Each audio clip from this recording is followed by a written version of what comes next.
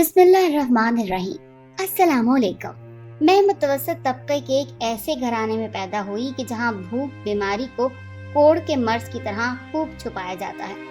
कभी ज़ाहिरी सफ़ेद पोशी आदमी को घुन की तरह खाने लगती है। अब्बा भी हालात के भारी पाटों के बीच मुद्दत से पिस रहे थे, मगर उफ तक नहीं करते थे। शराफत और जाहिरदारी को कुंद छुरियों से माशी मसाइल की बेरहम फौज का मुकाबला करते करते वो निढाल हो चुके थे, यहाँ तक कि वो एक बोसीदा दीवार की मानंद ढह गए। जब वालिद साहब रिटायर हुए तो महंगाई ने हमको अपनी लपेट में ले लिया।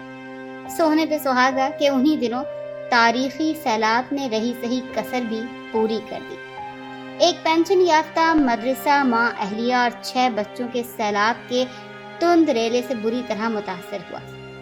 2 बच्चों की तालीम रही एक तरफ, अब तो मसला दाल रोटी का था और कोई जरिया मुआश भी ना था। बड़े भाई कॉलेज में ज़ेरे तालीम थे और मैट्रिक के बाद मैंने सिलाई सेंटर से 2 साल डिप्लोमा किया था, मगर कहीं नौकरी नहीं मिल रही थी। उन्हीं दिनों हुकूमत की जानिब से देहातों में कुछ दस्तकारी स्कूल खोले गए। ये ऐसे दूर अफ्तादा गाँव में थे कि जहाँ शहर से हुनरमंद मुअल्लमात जाने से कतराती थी। हमारा शहर एक ऐसे ही देहात से मुल्हिक था। अपने हालात को महसूस करते हुए मैंने भी ये फैसला किया कि किसी देहात के सेंटर में मुलाजमत की खातिर दरख्वास्त गुजार दी। हमारे ख़ानदान में उन दिनों किसी लड़की का मुलाजमत करना काफ़ी मायूब ख्याल किया जाता था, मगर बुरा हो मुफलिसी का कि अच्छे अच्छों से ऐसे फैसले करा देती है जो वो नहीं करना चाहते। कुछ रिश्तेदारों ने समझाया भी कि अभी हमारा माशरा इस काबिल नहीं हुआ है कि शुरफा की बेटियां दूर देहातों में अकेली सफ़र करके जाएं। मुझको मगर अपने घर के माशी हालात की फिक्र थी। हर किसी की सुनी अनसुनी करती। अब्बा को राज़ी किया और उन्होंने अपने एक वाक़िफ़कार से कहकर मुझको एक दस्तकारी स्कूल में लगवा दिया। स्कीम के तहत जिस कस्बे में स्कूल कायम किया जाना था, वहाँ पहले एक कमेटी बनाई जाती है जिसके सदर, सेक्रेटरी, खजांची वगैरह का चुनाव होता है। ये कमेटी स्कूल के मुफ्त इमारत फराहम करती है और मुअल्लमात की रिहाइश का भी बंदोबस्त करती है। करीबी आबादी के घरों से लड़कियों के वालिदैन को भी आमादा करना पड़ा कि वो अपनी बच्चियों को स्कूल में भेजें। लोकल गवर्नमेंट सिर्फ मशीनें और ग्रांट मुहैया करती है। मुअल्लमात को तनख्वाह के लिए कमेटी के सेक्रेटरी या सदर का दस्ते निगर होना पड़ता है। इस मुफीद स्कीम का यही सुकम था कि इसकी मुअल्लमात मुकम्मल तौर पर मकामी कमेटियों के मेंबरान के रहमो करम पर होती थी। मैंने वालिद को हमराह चलकर साथ रहने पर आमादा किया और हिम्मत कर ली। जब पहली बार कस्बे के स्कूल गई तो सेक्रेटरी साहब मुझे अपने घर ले गए, जहां उनकी बीवी और बच्चियां मौजूद थी। उन्होंने मुझको मकान की छत पर बने चौबारे में ठहराया कि अभी स्कूल की इमारत ज़ेरे तामीर है। ये सेक्रेटरी साहब मुझसे दुगनी उम्र के थे, मगर मुझे बाजी बाजी कहते न थकते थे। मैं उनके घर में क़याम पजीर थी और वालिद साहब उनकी बैठक में होते थे, लेकिन वो अपना ज़्यादा वक्त मस्जिद में गुजारते क्योंकि दर्स व तदरीस उनका पेशा रहा था और सैकड़ों तलबा और तालिबात को कुरान पाक पढ़ाया करते। यहाँ भी फी सबीलिल्लाह यही नेक काम करने लगे। मैं जल्द ही घबरा गई। सेक्रेटरी साहब के घर रहना अजाब था कि वो मेरे ज़ाती मामलात में भी मुदाखलत करते थे। मसलन मेरे मामू इस कस्बे के स्कूल में पढ़ाते थे, मगर मुझको उनके यहाँ जाने या रहने की इजाज़त नहीं थी।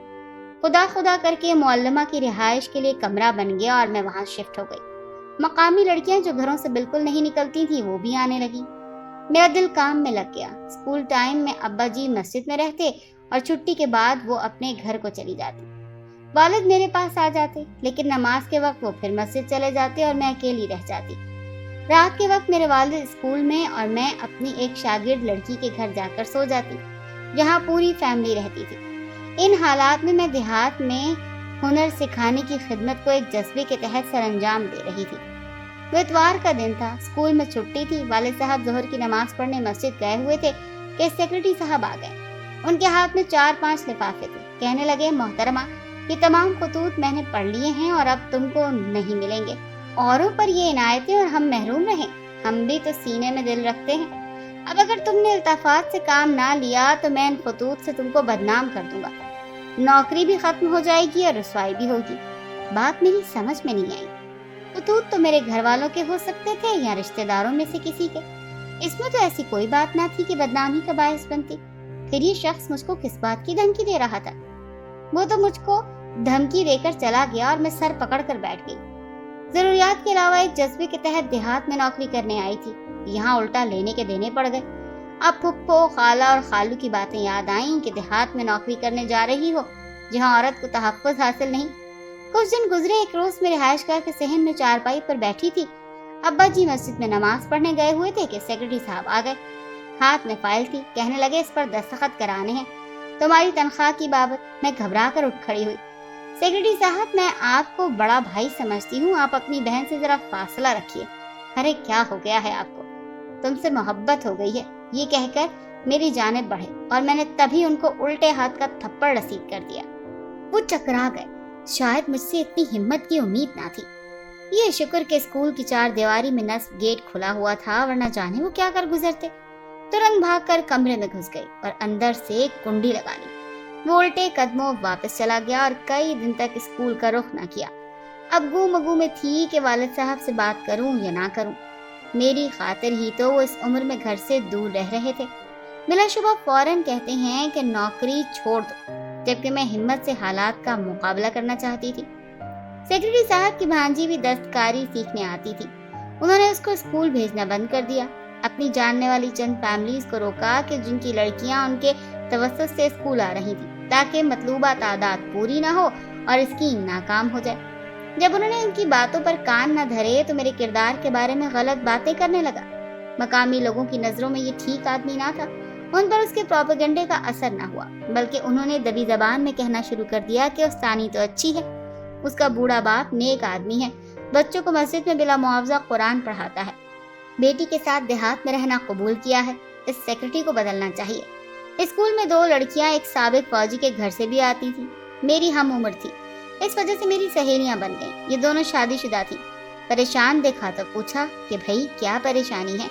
میں نے ساری بات کہہ دی، خدشہ بھی بتا دیا کہ شاید والد صاحب اب مجھ کو نوکری نہ کرنے دیں اور واپس لے جائیں۔ انہوں نے اپنے شوہروں سے کہہ کر مدد کرنے کی پیشکش کی۔ باقی لڑکیوں نے بھی میری بات سنی، سبھی پریشان ہو گئے۔ دوسرے روز میں والد صاحب کے ہمراہ سابق فوجی کے گھر گئی۔ والد صاحب نے ان سے تمام احوال بیان کیا، اس بھلے مانس نے مدد کا وعدہ کیا۔ اگلے روز سیکرٹری صاحب نے مجھ کو نوٹس بھجوا دیا کہ فی الحال فنڈ جمع نہیں ہو رہا، لہٰذا کام کرنا ہے تو بغیر تنخواہ کے کرو، جب فنڈ مل جائے گا تنخواہ بھی ملے گی۔ اتفاق سے والد صاحب کے ہاتھ میں یہ نوٹس تھا۔ وہ فوجی صاحب وہاں آ گئے، انہوں نے یہ نوٹس پڑھا، اس غیر قانونی اقدام پر سیکرٹری صاحب کے گلے پڑ گئے۔ کہا کہ اس علاقے میں جہاں کوئی آنا پسند نہیں کرتا، یہ بچی رضاکارانہ آ گئی ہے اور تم اس کے ساتھ یہ برتاؤ کر رہے ہو، تم کو شرم آنی چاہیے۔ اسی نے ایک انسان نے کونسل جا کر قرارداد پاس کرائی اور ڈی سی صاحب کو بھجوا دی، جو اس تعمیری پروگرام کے نگراں تھے۔ انہوں نے فوری طور پر فیلڈ آفیسر مقرر کیا، تاہم والد صاحب اس جھگڑے سے گھبرا گئے، مجھ سے استعفیٰ دلوایا اور گھر لے آئے۔ اب علاقے کے لوگوں کو احوال پتہ چلا تو سیکرٹری صاحب پر بن آئی۔ وہ ہمارے گھر آئے، والد صاحب کے پاؤں پکڑ لیے کہ میں بال بچے دار ہوں، خدا را معافی دے دیجیے، کیس پولیس تک کوئی لے گیا یا اوپر چلا گیا تو میرے بچے بھوکے مر جائیں گے۔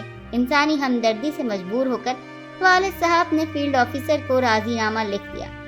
اسی سابق فوجی کی مہربانی سے مجھے ایک نزدیکی قصبے میں تعینات کر دیا گیا۔ جلد یہاں کے سیکرٹری کے تیور بھی تیکھے ہونے لگے۔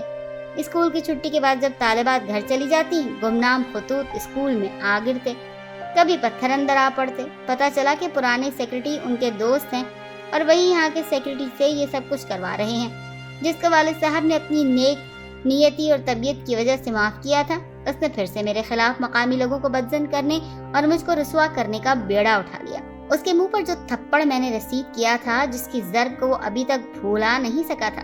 دنیا بری جگہ ہے، اسی کارن کہلاتی ہے کہ یہاں بد اچھا اور بدنام برا ہوتا ہے۔ اس بدبخت نے مجھ کو گھر گھر میں بدنام کرنے کی سازش کر کے میرا اس دیہات میں بھی نوکری کرنا دوبھر کر دیا۔ اس قصے کا اختتام بالآخر اس طرح ہوا کہ رمضان شریف کا مہینہ آ گیا۔ 27ویں کی رات لوگ ختم قرآن کی خاطر مسجد میں جمع تھے، میرے والد بھی وہاں تھے۔ تبھی 3-4 بدماش قسم کے آدمی دیوار پھلانگ کر اسکول کے احاطے میں آ گئے۔ سچ شکر کہ میں جاگ رہی تھی، مصلی پر بیٹھی دعائیں کر رہی تھی۔ آہٹ سن کر ڈر گئی اور کمرے میں چلی گئی، اندر سے کنڈی لگا لی اور شور مچا دیا۔ پڑوس میں عورتیں عبادت کی وجہ سے جاگ رہی تھی اور ان کے مرد بھی مسجد میں تھے۔ میرا شور سن کر انہوں نے بھی شور مچایا اور آوازیں دینے لگی۔ تب وہ آہتے میں درانے والے بھاگ گئے۔ जब वालिद साहब आए, दरवाजा खुलवाया, मैं थर थर कांप रही थी। अंदर कमरे में बंद रहने की वजह से सर से पांव तक पसीने में नहाए हुए थी, जबकि गजब की गर्मी में देहात में जहां बिजली ना हो, बगैर पंखे कमरे में इतनी देर कोई बंद नहीं रह सकता। मैं अपने घर के माशी हालात में हाथ बटाने चली थी और जहनी मरीज होते होते रह गई। सच शुक्र के 1 साल बाद मेरे भाई की तालीम मुकम्मल हो गई और उसकी स्कूल में बतौर उस्ताद तैनाती हो गई, तो हमारे जीने का आसरा हो गया। आज भी सोचती हूँ कि चिराग जलाने चली थी, दामन में अंधेरे समेट लाई। नौकरी करके मैंने कौन सा ऐसा जुर्म किया था कि बदनामी की सूरत जिसकी सजा मिली। अगर आपको ये कहानी अच्छी लगी है तो इस वीडियो को लाइक कीजिए और इस तरह की मजीद वीडियोस देखने के लिए हमारे चैनल को सब्सक्राइब कीजिए।